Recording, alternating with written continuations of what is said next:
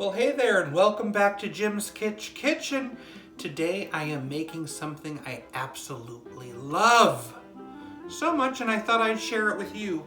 Right now I've got these biscuits that I'm dropping onto my tray because I'm going to use these biscuits, and I'm going to be making biscuits with tomato gravy.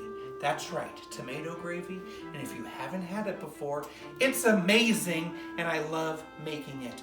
But I know you can find lots of recipes for tomato gravy, but I like to make it my way.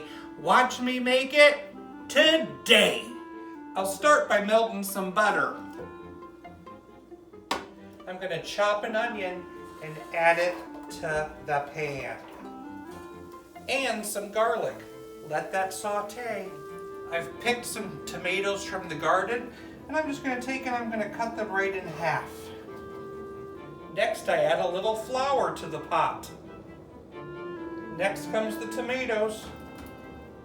That wasn't much tomatoes, so I'll be adding some stewed tomatoes and the juice. When the tomatoes feel softened, I'm going to add about a cup of half and half. And a spoonful of one of my favorite herbs, rosemary. And a shake of pepper. Let that simmer. The biscuits are done. Excuse me? Those are monster biscuits. And the tomato gravy's done too.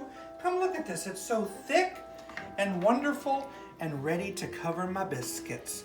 Grab yourself a ladle and cover those biscuits with that gravy. Would you look at that? Perfection. I could not be any happier. I love Southern tomato gravy and biscuits. Let's give it a try.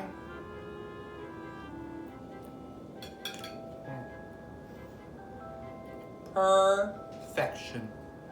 Thank you for watching Jim's Kitsch Kitchen. If this sounds good to you, why don't you try it in your home too?